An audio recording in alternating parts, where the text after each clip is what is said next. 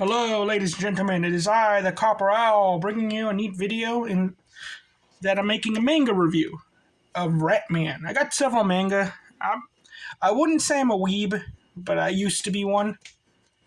And I'm going to put the rating in the video title. So any kid watching this, if you're under this age, shame on your parents for letting you watch this. But also, just switch off, okay? Go watch one of my Nerf videos, because I do not believe in the corruption of the innocent and all that. So, if I have a manga video, you're probably never going to watch it. So, here we go. So, RATMAN was, back in the day, high school, whenever I go to the bookstore, I just buy a manga that looks interesting. And if I like it, I buy the next one and all that. So,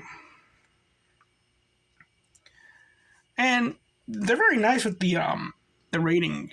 It could focus. Focus. Well, I might as well read it. So, partial nudity, but non-sexual. Mild violence, mild gore, moderate fan service, which I don't know why that's a bit of a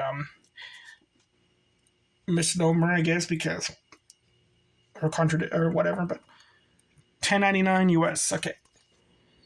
And so this one was special because after reading it, it was like, this was my friend group.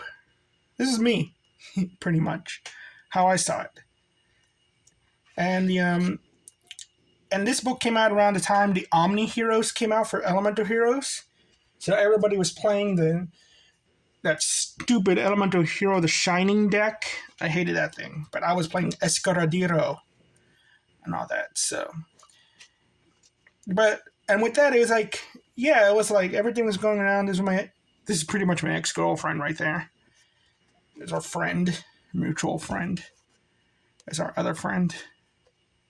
But yeah, it was like our friend group. And this book came out before One Punch Man, before My Hero, and it kind of touches on things in that. And I might spoil anything, and it's another thing with the reviews. If you're watching this, you might get spoiled. Okay, so keep that in mind. You have the smallest hero, just some short kid. He lives in a world of superheroes. All the superheroes are corporate, like the boys, like they're just the mascots for different companies and all that. And so you get very like adult situations with these heroes. Like one of them's walking around drunk and everything, but he's supposed to be like a proper hero and all that.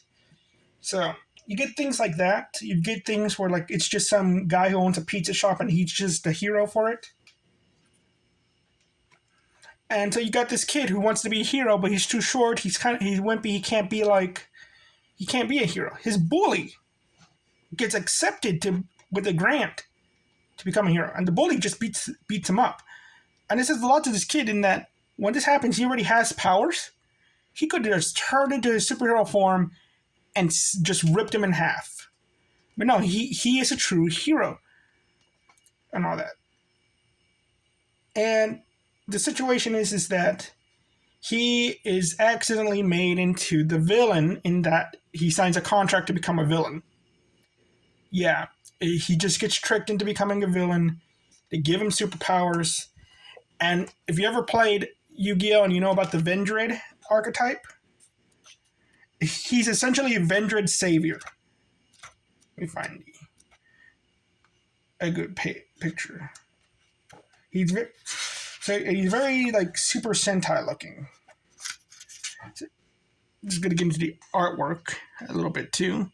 See the transformation process, and now he is RATMAN. And all that. And you can see like in some panels the artwork is pretty good, but it's also very bland as well. Not like a lot of detail. It does the job right, but it feels very webtoon oriented. Not story and art by Ineos. I cannot say that, but this is pretty nice. A nice silhouette too. Again, it reminds me of Vendred Savior, kind of venomy, when you see his powers, he's very much just enhanced abilities. But later he does something, so he's kind of like, well, again, Vendred Savior, but he's kind of like, the closest thing I could think of is Venom and all that. He does have to eat too. He does have to eat a lot because they gave him a drawback for his powers is that he will run out of, because he's a kid. He uses his actual stamina. So he has to eat a lot of food in order to get like the proper caloric intake. And his skills are reliant on how skilled he is as a fighter. So he's finding an actual proper superhero who knows how to fight, and it's just beating him up even though he's indestructible. So I believe only 4 volumes came out for this, and then Tokyo Pop went under, or the American branch went under. I forget what was the thing. It's just Tokyo Pop stopped printing in America, I believe. I don't know if it's still in Japan. And so other distributors got some of their books. So I have a book series that goes from Tokyo Pop to something else. This one went online, and I did not have access to it, so I could never finish the series. I only got 4 volumes. And I want to say, the story is more,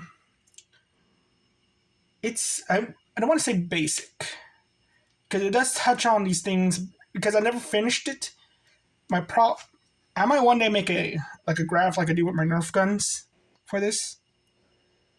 The story is a bit more basic, just a kid kind of like trying to deal with these powers, and he's kind of seeing the villain's perspective in this world of heroes, as well as kind of wanting to try to do good things as a hero and all that, while being the pure of heart character and everything. So it's very like that, but the aspect of it is similar to One Punch Man. You see these other heroes and how they act in this world and all that. Well, again, with like one guy being a total. I'm gonna show him to you. Another good page. You see him too. I think his name is Kaiser, being like he's a total jerk, and everything just like a diva full of himself. You can kind of also see the mouth moves, so he's kind of a little creepy and all that. You see his sidekicks, the Jerrys. Those are pretty funny. A lot of comedy comes from just these guys in the background. But yeah, so you see, like, yeah, the bully gets the superhero job. It's just all corporate, and you see this kid who's like who's really a true hero, having to be cursed to become a villain. So I want to say the story is basic. It has complex ideas, but it's very much, today he's robbing somebody, tomorrow he's helping out the local pizza shop. That's really what it is. And then the next day, he's fighting an unknown hero and all that. So it's very, very much like One Punch Man. Sometimes it's serious, sometimes it's not. Within the first 4 volumes. And so I would say the story's okay. The artwork is okay. The character is... I like the characters because they're like... It was like a family back then in high school. You have like that group of friends. You are a family. Do everything together.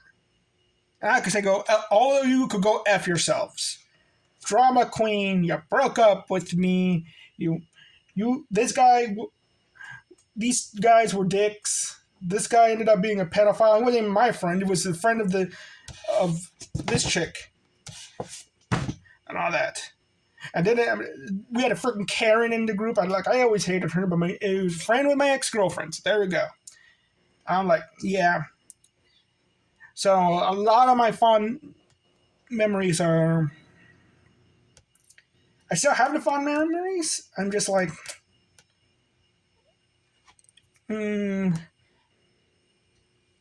It's like...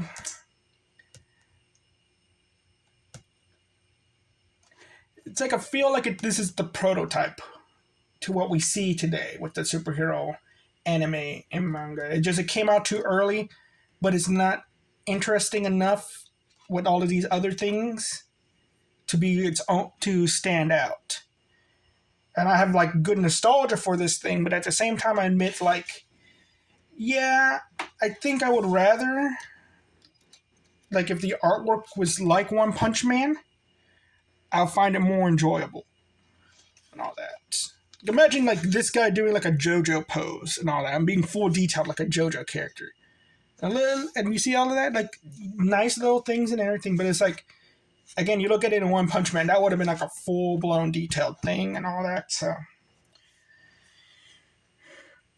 and you would have gotten, and you do get the comedy and everything. It's just like it feels like it's proto One Punch Man. But I would still recommend this book. It's still like a neat thing. It's still a neat concept, and if you like, you grew up, and it did feel kind of like the Omni Heroes and all that. And well, you just want to see probably like Vendred's Savior before the zombie apocalypse. This is Vendred's Savior. And again, keep in mind, there's fan service in this. You will see nudity and all that. There's that. And everything. That's why if you're a kid, you gotta be, they recommend 16 years or over. And everything like that with these things. So just always keep that in mind. But it's not the worst thing ever and all that.